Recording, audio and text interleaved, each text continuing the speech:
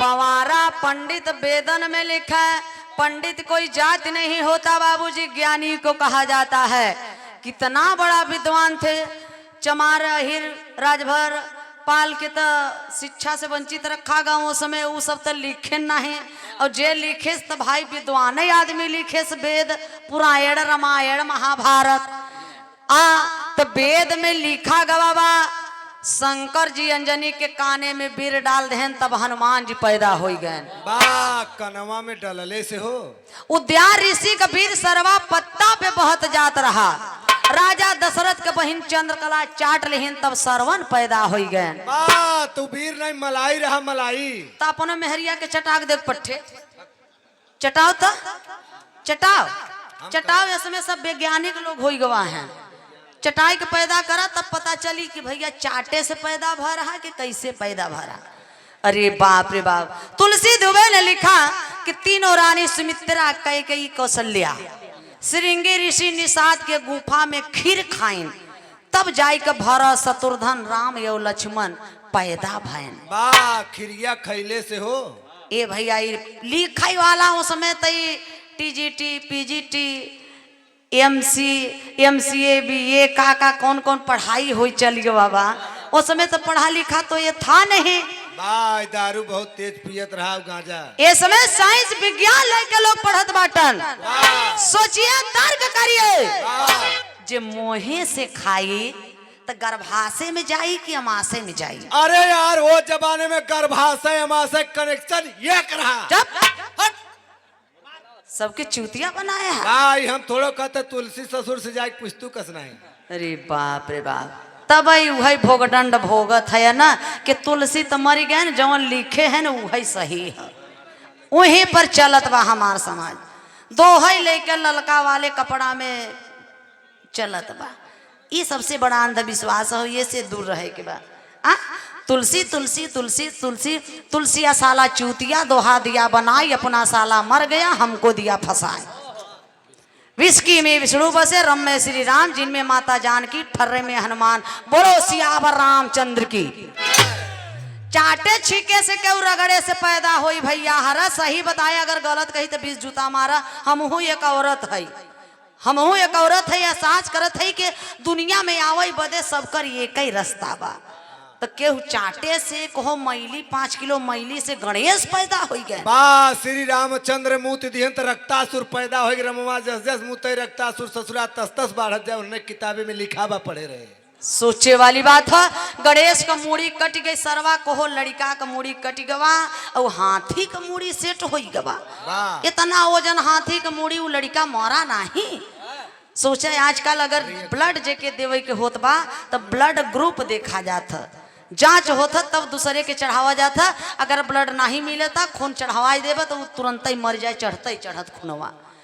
तो इसीलिए तथागत गौतम बुद्ध जी कहते हैं कि तर्क करो, जो तर्क न करे वो धर्मांध है, जो तर्क नहीं कर सकता वो मूर्ख है, और जो तर्क करने की साहस नहीं रखता वो दास है, वो गुलाम है। सरो सरगम का बतिया मत माना पंचो, तथागत गौतम बुद्ध जी का बतिया मत माना, लेकिन तर्क आप लोग जरूर कर लीजिए तब मानिए। आगे अब होत का बा मास्टर कहना मत तर्ज लगवा। यह देखा जमाना कितना बदल गई बा है। अरे दादा बदल गई दुनिया, अरे दादा बदल गई दुनिया, पहले गुड़ मिले अब मिले बुनिया, पहले गुड़ मिले अब मिले बुनिया। अरे दादा बदल गई दुनिया, अरे दादा बदल गई दुनिया, अरे दादा बदल गई दुनिया। पहले गुड़ मिले अब मिले बुनिया, अरे दादा बदल गई दुनिया, अरे दादा बदल गई। दुनिया इतना तेजी से बहत बा है। हे दादा जोन बैठा है गोजी लेके देखा ही महुआ मटर वाली शरीर है। ये समय डीओपी यूरिया पोटास वाली शरीर ना है। अरे तू नहीं समझत है महुआ का रस पिए हन बाबू। अब तो भाप पियत है शरीरिया भाफे दैया उड़ जाता है। अरे बाप रे बाप। ए भैया इतने ना पहले जकरे दुआरे चला जाए गांव में ना तो एक भेली गुड़ देसी वाला मिल जाए और गगरी के पानी पी लेना तो पेटे में तरी हो जाए, ठंडई आ जाए, आयरन मिल जाए, शक्ति मिल जाए। और ये समय जकरे दुआरे अगर चला जा गुड़ नहीं, छेना रसगुल्ला नहीं मिला, फ्रिज का पानी नहीं मिला तो समझ ले कहीं के मारा ई सरवा दुई कौड़ी के रिश्तेदार बा, एकरे कुछ है ही नहीं बा। खत्म भाई दलित। पहले के जमाने में 2 किलोमीटर दूरी चला जाए लोटा में पानी लेके मैदान करे, और पुरनिया लोग भोजन कैसे करें, आड़े छिपाई के घरे के अंदर। अब तो भैया भोजन कहाँ होत बा, घरे के बहरे, और मैदान कहाँ होत बा, घरे के अंदर। जमाना कितना बदल गया बा, लेकिन कोनो को भतार कैसन मिला बा है बतावत है, हम इनके नहीं कहत है लेकिन बतावत है। अरे दादा भतार घर घुसाना, अरे दादा भतार घर घुसाना, अरे दादा भतार, अरे दादा भतार घर घुसाना, अरे दादा भतार घर घुसाना, अरे दादा भतार चूल्हा पोताना।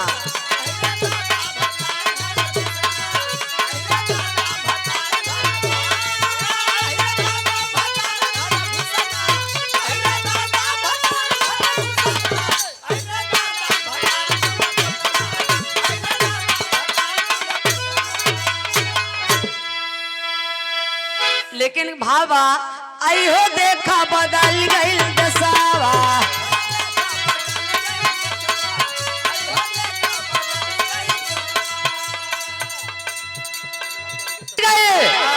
पाखंड में भ्रमित हो गए। आई गवा भाई अब करवा चौथ 20 तारीख के बाद लड़का रोवत रहे, खिलावत रही माई बहनी हरे कहीं आवा चंदा मामा दूध भात ले आवा बाबू के मुहवा में डाल द घुटर से।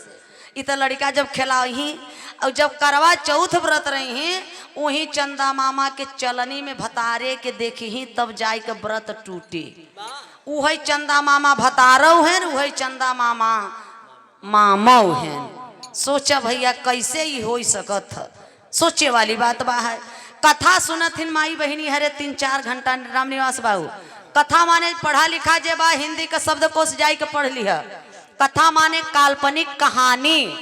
हाथ जोड़े रहब तब कहब के देख रे भैंसिया तोड़ाए से रे देख, हाथ जोड़े रहब कथा सुनत रहब।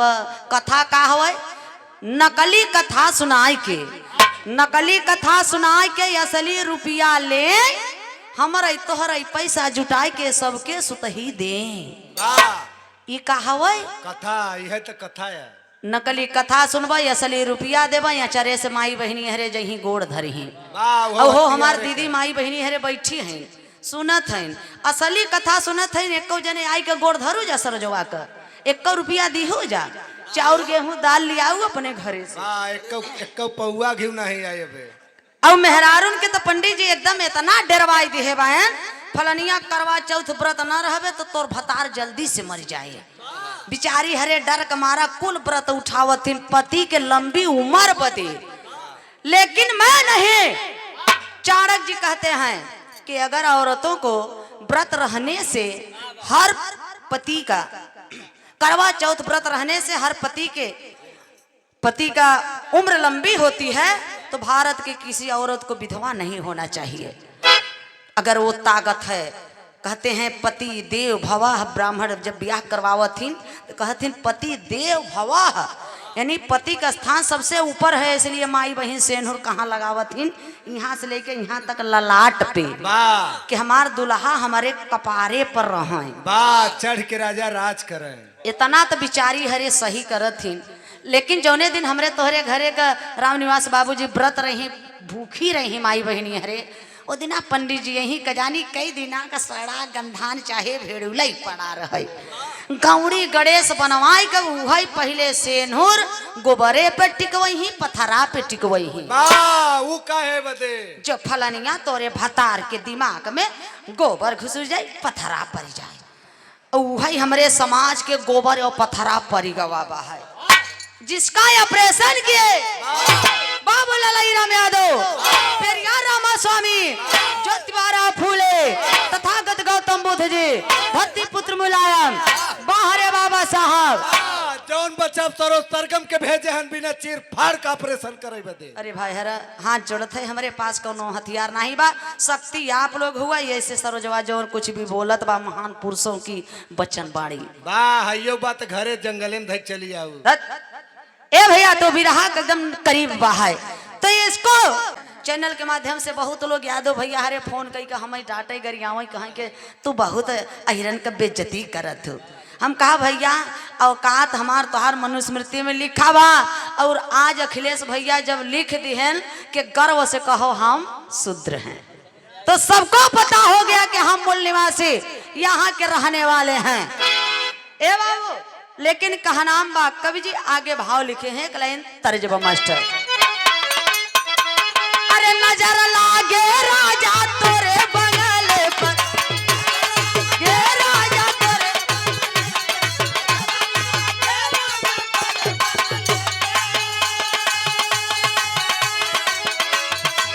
जब मैं होती राजा बन के कोयलिया,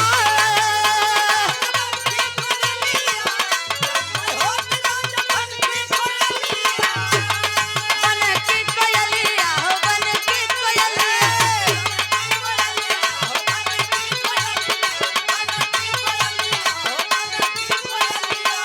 जब मैं होती राजा बन के कोयलिया, कोहका उठते राजा तोरे बंगले पर।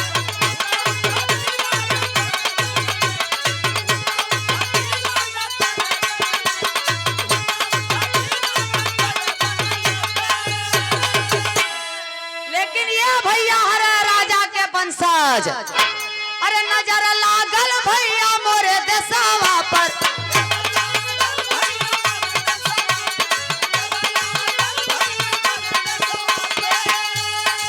दूसरी चढ़ाई किया बोले मुसलमान हो,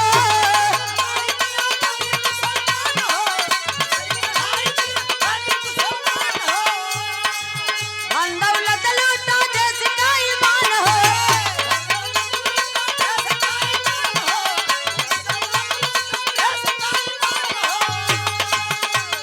हमें भी सवाद नहीं रे, हमें भी सवाद नहीं इनके भेसवा पर, नजर लागल भैया मोरे देशवा पर।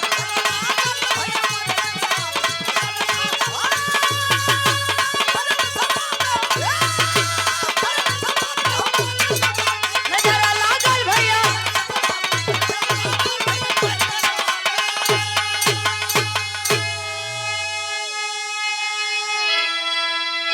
नजर लागल भैया मोरे देशवा पर, कहो सोने का चिड़िया भारत देश पर नजर लग गई बर्बाद हो गवा।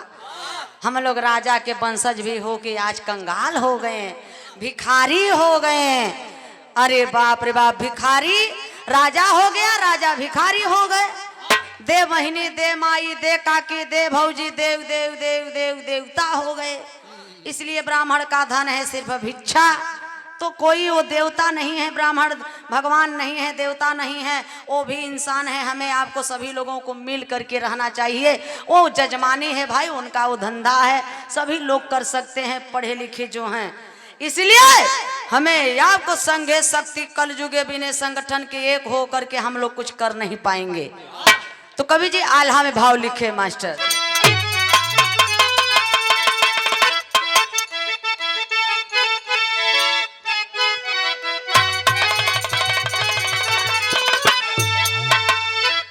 अरे हम नाही कहब कान से राम मोलायम बाबू,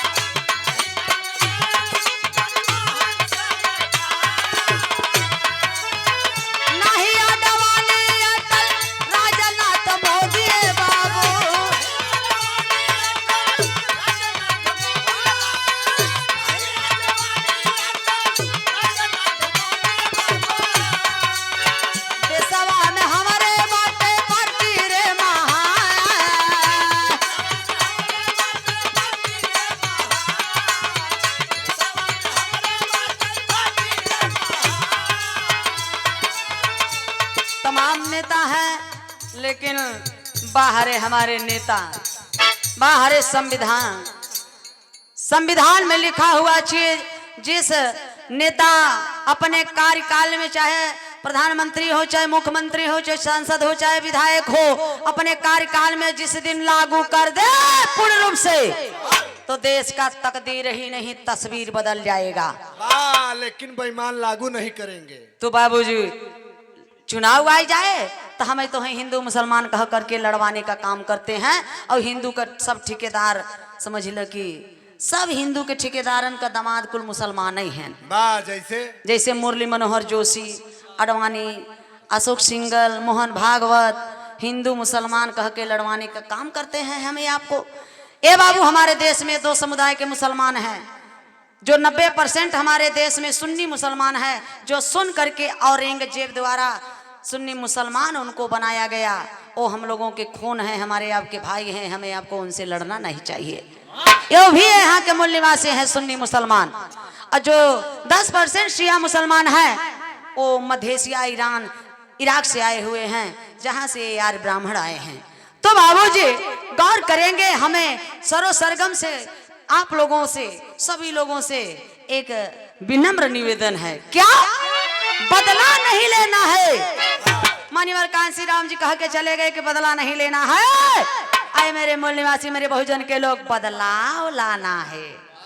हम नाई कहते मंदिर जाए के तोड़ी दा, पूजा पाठ अपने माई बाबू को कहियो करा, अपने महियो बाबू बदे कहियो व्रत रहा, और दूसरी माई बदे भैया 9 दिना व्रत रहा।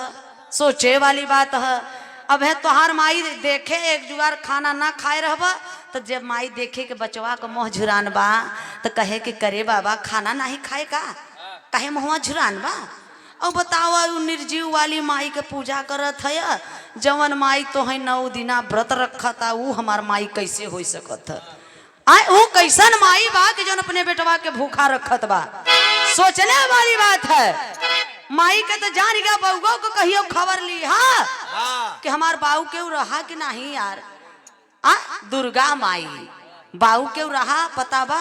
बतावा जा, केहू के पता हो तो बताई दे बाऊ की रहा। बिने बउआ के कैसे माई हो गई ना, सोचे वाली बात बा।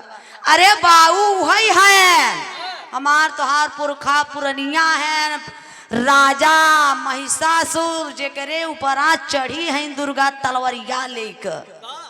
अरे यार, यादव वंश में जन्मे बाहरे महिषासुर राजा। आज हम लोग व्रत रहते हैं, जश्न मनाते हैं दुर्गा पूजा, और चले जाइए बिहार झारखंड में महिषासुर के परिवार में 9 दिन मातम मनाते हैं। बाहर है महिषासुर। ये बाबू, जो औरत अपने पति को मार दे जान से, उसको औरत को क्या कहेंगे? सोचने वाली बात है। तो बाबू इसलिए धन्य है, हमें आपको जानने की जरूरत है। महिषासुर वही राजा के वंशज हैं, ओ हम लोगों की माता कैसे हो सकती हैं? ए बाबू, साइकिली पर बैठबा ना, दोपहरिया तपत रहे, बैठे के पहले कहबा जय दुर्गा माई, हमें पहुंचाई दू पचकोसी तक। हे रेलवे तक जात जात साइकिल जब पंचर हो जाए, पसीना बहत रहे, कहबा दे बुजरी पंचर हो गई, फेंक दे बो के। वो बताओ दुर्गा मैयो है ना, वो साइकिल बुजरी है। सोचे वाली बात है। तो मैं नहीं, अरे यार, सांसद भवन में स्मृति ईरानी जी बोली कि भाई महिषासुर यहाँ का राजा मूल निवासी है, और दुर्गा जो है, उस दुर्गा का नाम पुराना नाम है अमृता पुष्पम। ओ सोना गाछी कलकत्ता के वेश्यालय की वो वेश्या थे। आज भी कारीगर जब दुर्गा की मूर्ति बनाते हैं तो वेश्या के आंगन से चाहे सरसों ही इतना डालें, वेश्यालय के आंगन का मट्टी जरूर डालते हैं वो कारीगर। ए बाबू, तो सरो सरगम का कहा नाम है क्या? जाति पाति से ना कहूं हमारा दो समाली रे बाटे,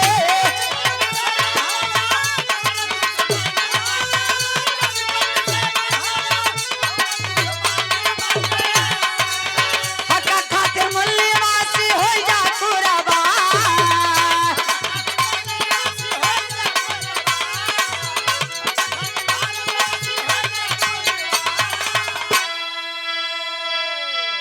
हमें लड़ाई लड़ना है, ना जात जात से न पात से लड़ाई नहीं लड़ना है, लड़ाई सिर्फ लड़ना है हमारा हक हिस्सा अधिकार हमको मिलना चाहिए। अब बर्बाद भारत के कौने भेष में ये बेईमान करत बायन। आखिरी भाव में कहना बा मास्टर, सतर्क रह, जेब कटवा, चोटी कटवा, येड़ी कटवा, मुंह नुचवा। अब असली वोट कटवा आवे वाला है 27 में। बर्बाद करे वाले कौने भेष में यही भैया कहना बा।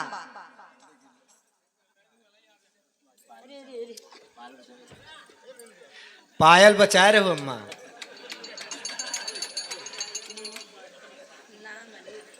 लेकिन देखा यही असली देवी हैं जे दुनिया में लियाए, जे लियाए ओकर पूजा नहीं करत है, जे नहीं लियाए ओकर पूजा करत है।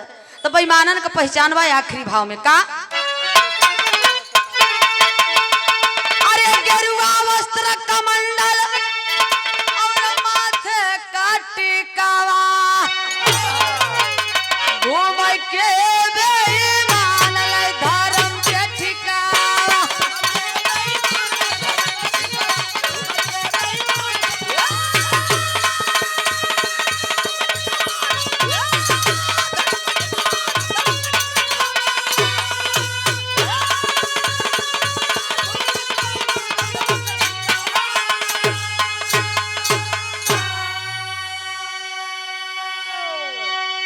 गेरुआ वस्त्र कमंडल और माथे का टिकवा, घूम के बेईमान ले धर्म के ठिकवा। अब धर्म के ठेकेदार, हरे भैया धर्म के ठेकेदार अब हर मंदिर पर बैठ गए हैं गेरुआ वस्त्र पहन के। अगर हम तू गेरुआ वस्त्र ले लेबे तो कहबा जाके अरे यार ई तो बीजेपी वाला हवा गेरुआ वस्त्र ले लिहेबा।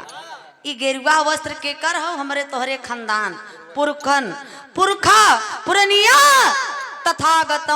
तथागत गौतम बुद्ध जी का ओ धर्म बाहर बुद्ध धर्म।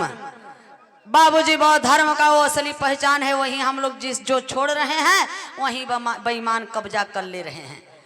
तो गेरुआ वस्त्र कमंडल माथे का टिकवा, घूम के बेईमान ले धर्म का ठिकवा। हर हमारे तोहरे देवी विंध्याचल कहीं धर्म के ठेकेदार मंदिर पर बैठ गवा हैं, दर्शन करे जाब। दोनों प्राणी नवरात्र बीता हगवा हो जा बहु जने जाब न गांठ जोड़े रह ठेली ठेला होत रहे दोनों प्राणी का। सोचब कैसे दर्शन मिले जल्दी से यार भीड़ी में, तो जुगाड़ रहुआ जब 500 देव तो कैसे दर्शन मिले? झरोखा से। और 1000 दे बताओ लगे से। 2000 दे बताओ चरण छुई के। आशीर्वाद आशीर्वाद आशीर्वाद। हाँ फत आई जब बहरे पंडित जी बड़े भाग से माई के दर्शन मिला। हाउ हमार जूता चप्पल द पर प्रसादी द, कई रुपया भवा पैसा बतावा हमने जाई अपने घरे। लेकिन ए पंडित जी बेईमानी ना हो, हमरन के ऐसा आशीर्वाद दिहा कि हमारे मेहरारू के ना पहले ही बेटवा हो। वाह जोड़ा ही हो। अच्छा तो पंडित जी करही का दोनों प्राणी के माथे पर चंदन लगाई दे हैं और हथवा में ललका धागा बांधथिन। एमे कितना जने बांधे? हाँ हाथ ऊपर कर देखी रच के तो हाँ बांधे है ना। तब मंत्र पढ़े हुई ना बांधत के समय मंत्र पढ़थिन वो संस्कृत में। मंत्र का बा है 501 रुपया निकालो भाई कुल में हरी के देख चला आई। अच्छा तब मंत्र का पढ़थिन संस्कृत में। ओ मेन बद्धो बलि राजा दान वेद्रो महाबलः तेन्त्वा प्रतिध्वनि रक्षो माचल माचल। अरे पंडिताइन बा तो के पंडिताई समझ में आओ थे? अरे यार इतना बढ़िया मंत्र के बोले कुछ पल्ले पड़ा।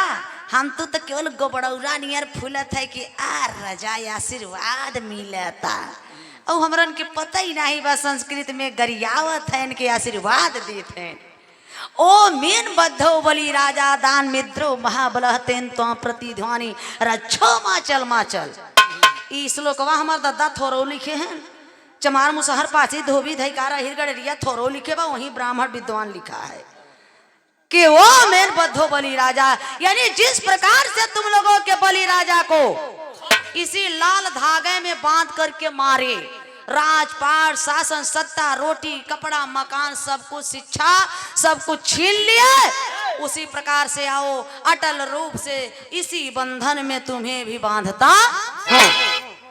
वही हमने मंदिर में जाई थे, कसम खाई के आई थे। आ राजा ये पंडित जी जौन कुछ रहा पुरखा पुरनिया का कुल ले ले है आजा और देखा अब कसम खाई के हम घरे जाते भले एक दाना न कमाबे 1 रुपया न कमाबे खाई बिना हम भले मर जाब लेकिन तोहें खाई बिना मरे न देबे।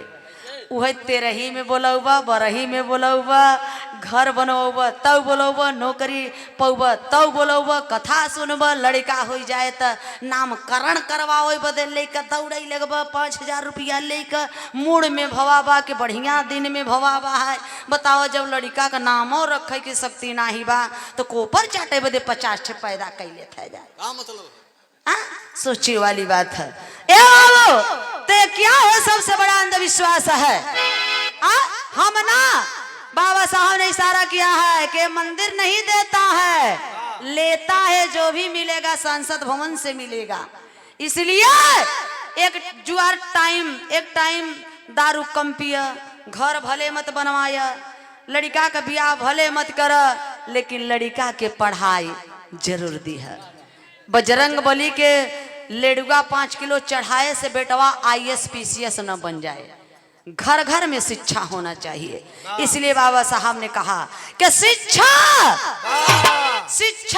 शेरनी का दूध है अरे जो पीता है वो ग्रसता है। इसलिए तुम मिर्जापुर से आए कि यहाँ बनारस में कर जाता हूँ। इसलिए शिक्षा मास्टर चाबी है। ए बाबू मंदिर में मैं नहीं तर्कशील ओशो ने कहा है कि शूद्रों को मंदिर नहीं जाना चाहिए। मंदिर वहीं जाते हैं जो मानसिक रूप से गुलाम हैं और ब्राह्मणों का वो निजी दुकान है। बदाऊं में मंदिर में देख लीजिए 40 साल की औरत की इज्जत लूट करके पंडा पुजारी द्वारा उसी मंदिर में बिचारी के सरिया कई के जान से मार दिया गया।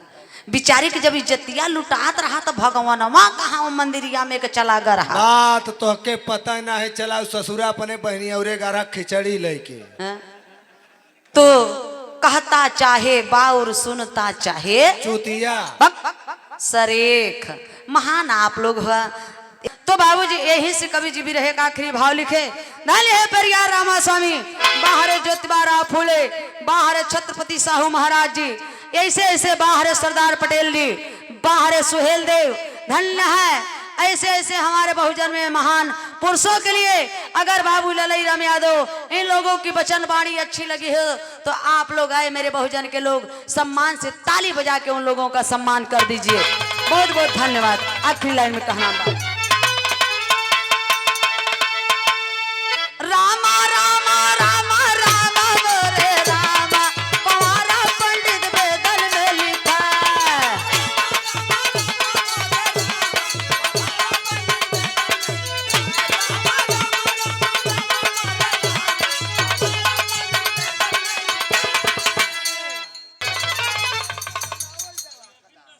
अच्छा ठीक बा। अरे भैया बिरहा का गवैया केवल सरजवा का मोहवई नोचथिन आप कहत है नसुड़ी के नहीं गवैया कहथिन कि ई नसुड़ी का माई है कथिन नसुड़ी का माई आई गई बा है नसुड़ी तो मर गए लेकिन इहो मरे अब जल्दी है वो किराए के मरे देखो गोली से मरी था कि किराए से मरी था। आप लोग अगर साथ देव तो लंबा समय तक जियब और नहीं चैनल वाले पहुंचाई दे खबर के जल्दी बहुजन के लोग सतर्क हो जाए सरोजवा मरे वाली बा। कवि जी आखिरी लाइन में लिखान बा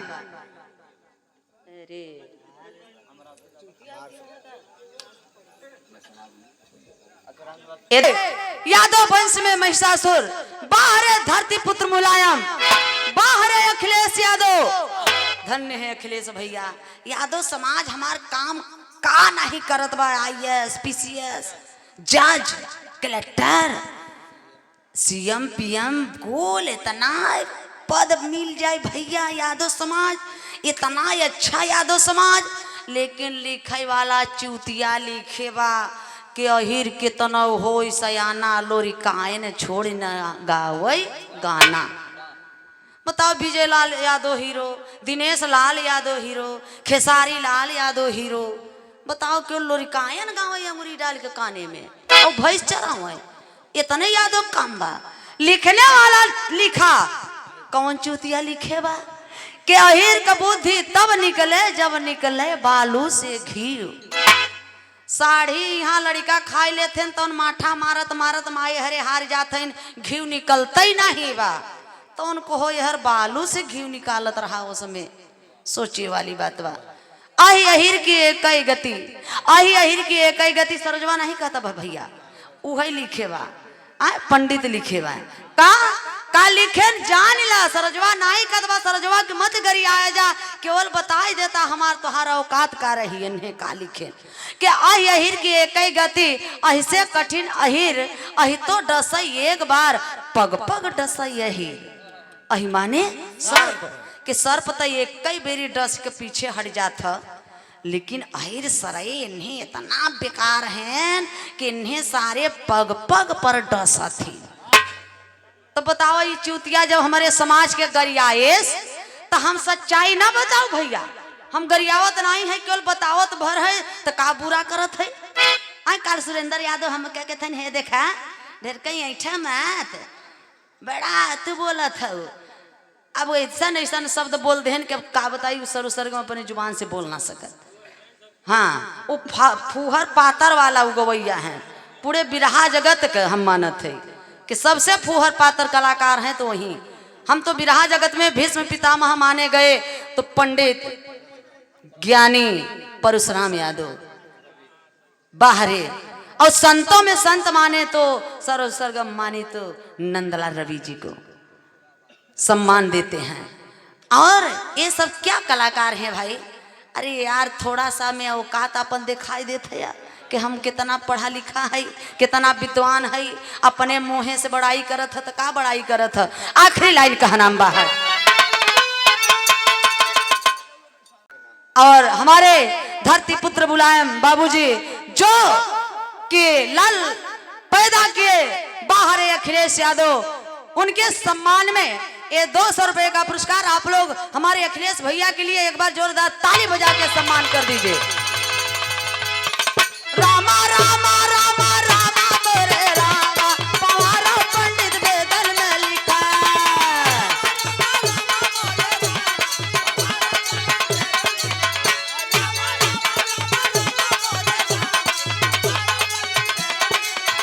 गावै सरो सरगम हो, गावै सरो सरगम हो, गावै सरो सरगम, गावै सरो सरगम भैयन के सहारा, पवारा पंडित।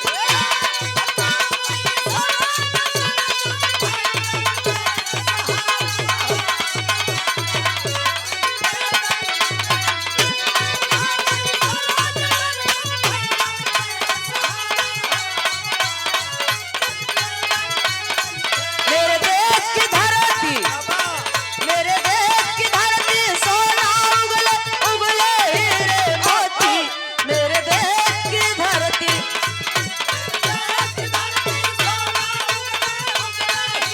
बैठा भैया, बैठा बैठा बैठा बैठा बैठा बैठा।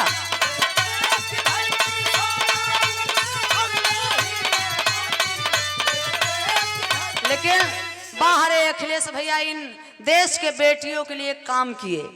और जैसे सरोज सरगम के लिए हमारे प्रदीप जी वाराणसी से जो सरोज सरगम के लिए काम किए, जो कि बहुत छोटी उम्र से ही गवाने बजवाने का कैसेट था उस समय, कैसेट के माध्यम से लोगों तक हमारे कला को पहुंचाने का काम किए।